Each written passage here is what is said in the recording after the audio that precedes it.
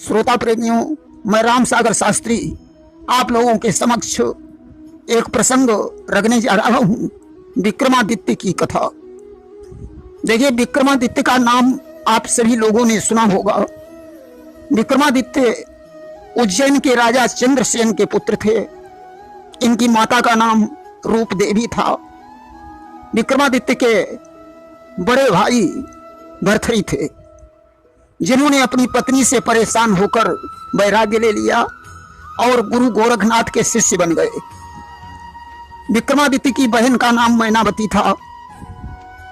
भर्तृहरि के वैराग्य लेने के पश्चात विक्रमादित्य उज्जैन का राजकाज देखने लगे। उनके शासनकाल में प्रजा बड़ी प्रसन्न थी, सच्चा न्याय होता था, अपराधी उनके नाम से कांपते थे। उनके नवरत्नों में कालिदास और वराह मिहिर का नाम प्रसिद्ध है। राजा विक्रमादित्य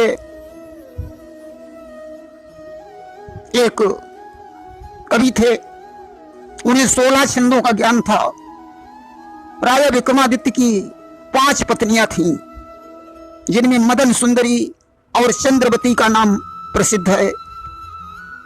इनके 2 पुत्र और 2 पुत्रियों का प्रमाण मिलता है।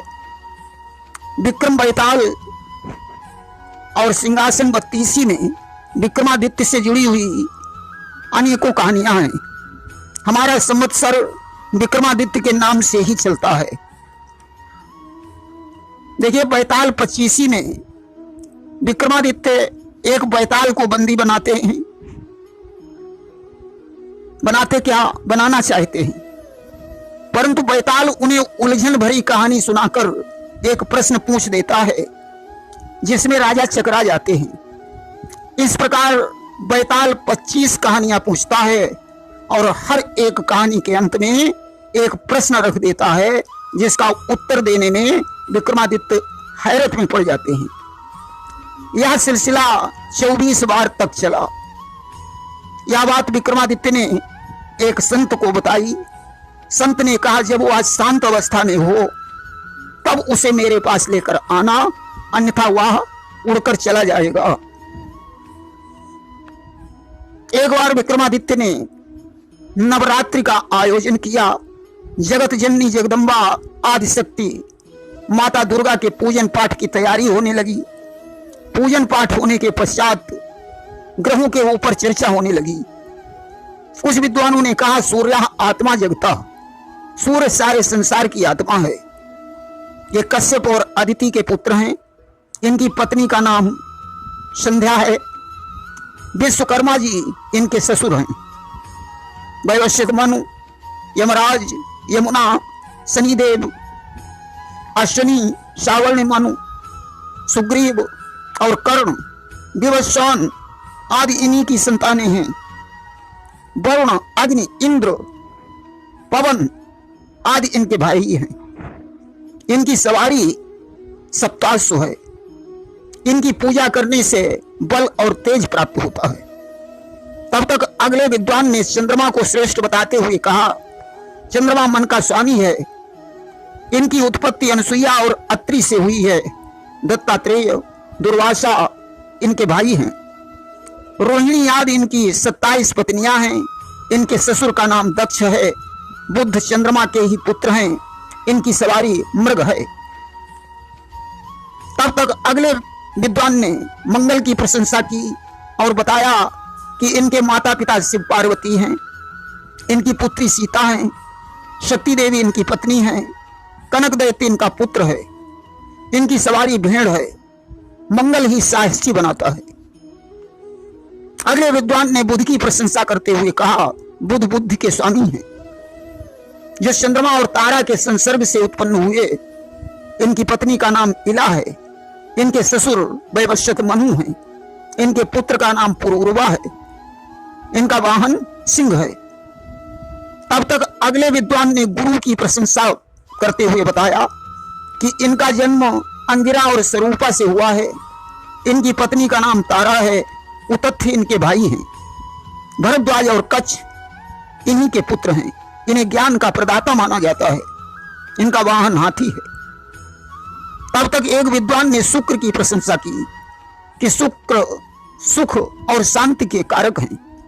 इनका जन्म भृगु और दिव्या से हुआ है। इनकी पत्नी का नाम ओजस्वती है। देवयानी इन्हीं की पुत्री थी। संड और अमर्क इनके पुत्र हैं। इनकी सवारी अश्व है। तब तक एक विद्वान ने कहा, राहु अगर रुष्ट है तो सब कुछ बेकार हो जाएगा। कुंडली के जिस भाव में ये बैठता है उसी का नाश कर देता है। ये विप्रचित्ती और सिंहिका का पुत्र है। इसकी पत्नी का नाम कराली है।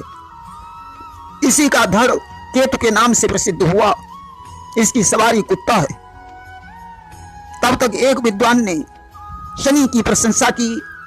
उसने कहा, शनि न्याय, धर्म और दंड के स्वामी हैं। इनका जन्म सूर्य और छाया से हुआ। इनकी 8 पत्नियां हैं। भद्रा इनकी बहन है। यमराज, यमुना, कर्ण, सुग्रीव इनके सौतेले भाई बहन हैं। इनकी सवारी कौवा है। कृष्ण भक्त होने के कारण जब इनकी पत्नी धामिनी ने संतान की कामना से इन्हें डिस्टर्ब किया तो इन्होंने उसे निसंतान होने का श्राप दे दिया। पत्नी ने भी इन्हें श्राप दे दिया कि जिस पर तुम अपनी दृष्टि डालोगे उसका विनाश हो जाएगा। दामिनी चित्ररथ की कन्या थी। शनि की पत्नियों का नाम लेने से शनिदेव प्रसन्न होते हैं, जिनके नाम इस प्रकार हैं, ध्वजिनी, धामिनी, कंकाली, कलहप्रिया, कंटकी, कलही, तुरंगी, महिषी और अजी। इनके नाम से जो अष्ट दीप जलाता है शनिदेव उस पर बहुत प्रसन्न होते हैं। विद्वानों ने कहा, राजन, शनि ने सूर्य और गुरु को भी दंड दिया है। विक्रमादित्य की कुंडली के 12वें भाव में शनि बैठा था। उन्होंने कहा, राजन, 12वें भाव में शनि खराब माना जाता है, इसलिए तुम शनिदेव की पूजा करो। राजा ने कहा, कुछ भी हो, मैं शनिदेव की पूजा नहीं करूंगा। इस बात पर शनिदेव रुष्ट हो गए और उन्होंने प्रतिज्ञा की कि विक्रम जब तक हमारी पूजा नहीं करेगा तब तक मैं इसे दंड देता रहूंगा। एक बार की बात है, महाराज विक्रमादित्य का सुंदर दरबार लगा हुआ था। सभी सूर सरदार दरबार में उपस्थित थे। तब तक एक अश्व विक्रेता आ गया। उसने कहा, राजन, आपके उज्जैन नगर में कोई ऐसा व्यक्ति नहीं मिला जो मेरे घोड़े को खरीद लेता। विक्रमादित्य ने कहा, इस घोड़े की क्या विशेषता है? विक्रेता ने कहा, राजन, यह घोड़ा एक छलांग में आपको आकाश में ले जाएगा और दूसरी छलांग में पृथ्वी पर ले आएगा। राजा ने कहा, लाओ पहले सवारी करके देखता हूं।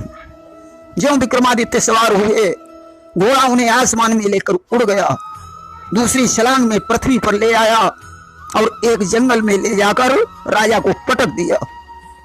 घोड़ा अंतर्ध्यान हो गया। राजा के बहुत चोट आई। अब तो जंगल से निकलने का रास्ता भी नजर नहीं आ रहा था। घोड़े का विक्रेता और कोई नहीं बल्कि शनिदेव ही थे। राजा घायल अवस्था में जंगल में पड़ा हुआ था। तब तक डाकू आ गए। उन्होंने राजा को मारा पीटा और उनका मुकुट छीन लिया। जैसे तैसे राजा वहां से बाहर निकला और पानी पीने के लिए ज्यों एक नदी में घुसा। अब तो नदी की धारा में राजा बह गया। जैसे तैसे किनारे लगा, उसने नदी के तट पर एक वृक्ष देखा, उसके नीचे बैठ गया। उसे बहुत भूख लगी थी। उसने सामने देखा एक दुकानदार बैठा है। दुकानदार ने उसे अपने पास बुलाकर कहा, आप भूखे प्यासे होंगे, चलो मैं अपने घर ले चलता हूं। घर में ले आया, विक्रमादित्य को खाना पीना खिलाया और विचार किया, कितना सुंदर राजकुमार है, क्यों न अपनी पुत्री का विवाह इसके साथ कर दिया जाए। उसने अपनी पुत्री को परीक्षा लेने के लिए रात्रि में विक्रमादित्य के कमरे में भेजा। उसने विक्रमादित्य को जगाया और अपने गहने उतार कर खूंटी में टांग दिए और वहां से चली गई। विक्रमादित्य ने देखा वो सारे गहने खूंटी निकल गई। लड़की ने प्रातः काल जाकर देखा तो गहने गायब थे। उसने अपने पिता को बुलाया और कहा, पिताजी, यह चोर है, इसने मेरे गहने चुरा लिए। विक्रमादित्य को राजा के हवाले कर दिया गया। राजा ने सिपाहियों को आदेश दिया, इसके दोनों हाथ काट लिए जाएं। विक्रमादित्य के दोनों हाथ काट लिए गए। लहू लुहान अवस्था में बेचारे रेती में चले जा रहे थे। तब तक उज्जैन नगर की रहने वाली एक लड़की मिल गई जो अपनी ससुराल जा रही थी। उसने विक्रमादित्य को पहचान लिया और अपने घर ले आई। विक्रमादित्य ने दुख दर्द की कहानी सुनाई और कहा, मैं आपके खेतों की रखवाली करूंगा। लड़की ने कहा, नहीं, आप मेरे यहां मेहमान हैं और मेहमानों से कोई काम नहीं लिया जाता है। एक दिन की बात है, विक्रमादित्य के कमरे में लगी हुई मोमबत्ती बुझ गई। विक्रमादित्य ने दीपक चंदी राग गाना शुरू किया, क्योंकि विक्रमादित्य दीपक चंदी राग गाना जानते थे। ज्यों ही उन्होंने दीपक चंदी राग गाया, अब तो नगर की सारी मोमबत्तियां जल गईं। उस नगर के राजा जिन्होंने विक्रम के हाथ काट लिए थे, उनकी एक जवान पुत्री थी। उसने प्रण किया, पिताजी, मैं उसी के साथ विवाह करूंगी जो बुझी हुई मोमबत्ती को जला देगा। अब तो राजा ने सारे नगर में ढिंढोरा पिटवा दिया, परंतु मोमबत्ती को कोई नहीं जला सका। विक्रमादित्य ने दीपक चंदी राग गाकर मोमबत्तियां जला दी। राजकुमारी ने विक्रमादित्य के गले में जयमाला डाल दी। राजा ने ध्यान दिया, अरे यह तो वही चोर है जिसने दुकानदार की लड़की के जेवर चुराए थे। भला ऐसे चोर और विकलांग को मैं अपना दामाद कैसे स्वीकार कर सकता हूं। उन्होंने म्यान से तलवार निकाली। अब तो राजा विक्रमादित्य को ज्ञान हो गया कि यह सब कुछ शनिदेव की कृपा से हो रहा है। आज विक्रमादित्य ने अपनी आंखें बंद कर ली और शनिदेव की प्रार्थना करने लगे कि सूर्य पुत्रो दीर्घदेहो विशालाक्ष शिव प्रिया मंदचारा प्रसन्नात्मा पीड़ाम दातु में शनि। शनिदेव प्रकट हो गए। उन्होंने दुकानदार की पुत्री के गहने और विक्रमादित्य के हाथ वापस कर दिए। विक्रमादित्य ने हाथ जोड़कर कहा, प्रभु, जैसी पीड़ा आपने मुझे दी है, अब ऐसी पीड़ा किसी को मत देना। आज एवमस्तु कहकर शनिदेव अंतर्ध्यान हो गए। राजा ने अपनी तलवार को म्यान में रख लिया। विक्रमादित्य को पहचान कर अपने अपराध की क्षमा मांगी। उसी समय दुकानदार भी अपनी पुत्री को लेकर आ गया। उसने दोष लगाने की क्षमा मांगी और अपनी पुत्री का विवाह विक्रमादित्य के साथ कर दिया। दोनों पत्नियों को लेकर विक्रमादित्य अपनी नगरी उज्जैन को वापस लौट आए। विक्रमादित्य माता सिद्धिदात्री का हर वर्ष सिर काटकर पूजा करते थे और उनका सिर फिर से जुड़ जाता था। धीरे धीरे इन्होंने 11 बार अपने सिर की भेंट चढ़ाई। 12वें बार जब इन्होंने अपना सिर काटा तो वह जुड़ा ही नहीं और विक्रमादित्य की मृत्यु हो गई। उनकी मृत्यु के बाद उनका दैवमय सिंहासन जमीन में अदृश्य हो गया। उनके वंशज राजा भोज ने वह सिंहासन खोज निकाला, परंतु सिंहासन पर 32 पुतलियां छपी हुई थीं जो हाथ में कमल पुष्प धारण किए थीं। भोज के सिंहासन पर बैठते ही क्रम से एक एक पुतली उन्हें विक्रमादित्य की कहानी सुनाती थी और कहती थी, अब अगर तुम विक्रमादित्य के समान हो तो इस सिंहासन पर बैठो। हर बार भोज हीनता स्वीकार करके सिंहासन से उतर जाते थे। अंत में सभी पुतलियों ने कहा, महाराज, आप विक्रमादित्य के ही समान हैं, इसलिए इस सिंहासन पर बैठ सकते हो। तब राजा भोज उस सिंहासन पर आसीन होते हैं। राजा भोज के पश्चात वह सिंहासन पुनः पृथ्वी में अदृश्य हो गया। प्रेम सोलिए वृंदावन बिहारी लाल की जय।